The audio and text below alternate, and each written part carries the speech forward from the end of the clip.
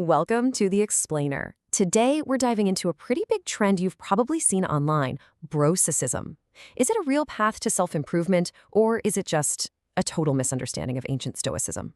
Let's get into what the original philosophy was all about, and then we'll see where this modern version hits the mark and where it really misses. Okay, so to get right into it, let's start with a conversation that's happening literally right now online. This quote from a Reddit forum on Stoicism, it just perfectly captures what's going on. You've got these huge influencers talking up Stoic ideas, which is bringing a ton of new people to this ancient philosophy. And that's great, right? But what version of Stoicism are they actually getting? And that's where this term Broicism comes in. It's basically the pop culture, social media version of Stoicism. You know the vibe. It gets boiled down to just being aloof, kind of macho, always having a stiff upper lip. It's like Stoicism got put through a filter of modern masculinity and that whole hustle culture thing. So this brings up a huge question, right? Is this whole Broicism trend a good thing? Is it kind of like a helpful, if a little flawed, gateway to some real ancient wisdom? Or is it just a harmful oversimplification that totally misses the mark? That's exactly what we're going to dig into. To get to the bottom of this, we can't just look at what's trending on TikTok today.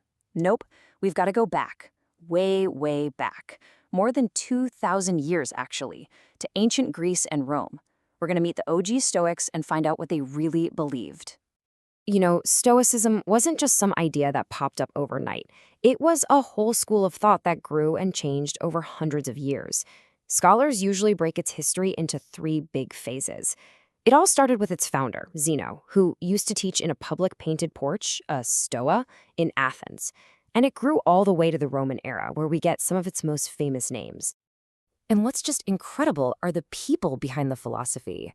I mean, take Epictetus. This guy was born a slave. He went through things most of us can't even imagine. And yet, after he finally gained his freedom, he became one of the most respected and powerful teachers of his time. His own life is maybe the best argument for the philosophy he taught. Just amazing. Okay, so let's get past the modern-day soundabites. What did the Stoics actually believe? What was the real substance here? What was their blueprint for understanding the world and how to live in it? Well, the Stoics built their whole philosophy on three pillars, and they were all connected. Think of it like a three-legged stool. You need all three for it to work. You couldn't just pick and choose. You needed logic, physics, and ethics, all working together. It was a complete system for living a good life. All right, let's start with logic. Now, for the Stoics, this wasn't about solving riddles or anything. This was your fundamental toolkit for living. It was all about training your brain to think clearly, to see the world as it actually is, and, crucially, to tell the difference between what's true and what's not. They figured, how can you live an ethical life if your thinking is all messed up? And Zeno, the guy who started it all, had this brilliant way of explaining it using just his hand. So picture this. You start with an open hand.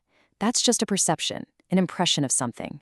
Then you start to close your fingers a bit. That's assent, when you start to agree with it. A closed fist, that's comprehension. You've got a firm grasp on the truth. And then, when you grab that fist with your other hand, that is real knowledge, certainty. It's a very deliberate process, step by step. Next up, the second pillar, physics. And when they said physics, they didn't just mean, why apples fall from trees. For them, this was their whole worldview. They saw the entire universe as this single, massive, interconnected system, almost like a giant rational organism. And it was all governed by a divine reason they called the logos. The idea was that everything and everyone had a purpose within this huge, logical, cosmic order. Okay, and that big idea about the universe flows right into their third and probably most famous pillar, ethics. This is where the rubber meets the road. It's all about taking that knowledge and applying it. The whole goal of their ethics was to live in sync with that rational universe, to build your character, your virtue, and to achieve what they called eudaimonia. And that's not just feeling happy. It's something deeper. It's about truly flourishing as a human being. And if you boil all of Stoic ethics down to one core idea, it's this: virtue is the only good. That's it. For true Stoic, the only thing that is inherently, unshakably good is a virtuous character. Wisdom, courage, justice, moderation. Everything else, it's just stuff. Now, that is a pretty radical idea, especially for us today. It means all the things we tend to obsess over: health, money, what people think of us, even pleasure. they aren't actually good or bad in and of themselves. They're what the Stoics called indifferent. They're just raw materials. It's not about having money that's good or bad. It's about what you do with it, how you use it. That's where virtue comes in. So what gets in the way of living virtuously? The Stoics had an answer for that: the passions. But they didn't mean just any old feeling. They were talking about powerful, destructive emotions. And here's the kicker. They believed these emotions, like intense fear or rage or even unhealthy cravings, weren't some outside force taking you over. Nope. They were simply errors in your own judgment about what's good and what's bad. And this is such a crucial point that Broicism often misses. The goal is not to be an emotionless robot. It's not about repressing your feelings. It's more like a two-step process. Okay, let's say you trip and scrape your knee. That first flash of pain and the automatic thought, ouch, this is bad, that's an involuntary impulse. The Stoic part comes next. You use your reason to step back and ask, okay, hold on, is this really bad? In the grand scheme of my life, does this scraped knee affect my character or my virtue? By questioning that first automatic judgment, you can get a handle on your emotional reaction. And that right there is the huge difference between being stoic with a lowercase s and a stoic with a capital S. The lowercase version, the stiff upper lip thing, that's just about bottling things up, pure suppression. But being a capital S stoic, that's about using reason to examine and manage your destructive emotions. It's about transformation, not suppression. Okay, so let's circle back to where we started. Now that we've got a much clearer picture of what real classical Stoicism is all about, what does that mean for the modern Broic version? Well, someone on that same Reddit forum came up with this really great metaphor. They said to think of true Stoicism as this beautiful, rich garden. And the Bro Stoics, they're not the gardeners. They don't really know how to tend the plants. But what they are doing is standing out on the street telling people, hey, we know this cool place, and sort of acting like this weird kind of goofy gateway to the real thing. So maybe the most sensible take on all this is that, yeah, Broicism is a massive oversimplification. It focuses way too much on the stiff upper lip stuff and kind of ignores the whole logic, physics, and virtue part of it. But maybe it's not totally useless.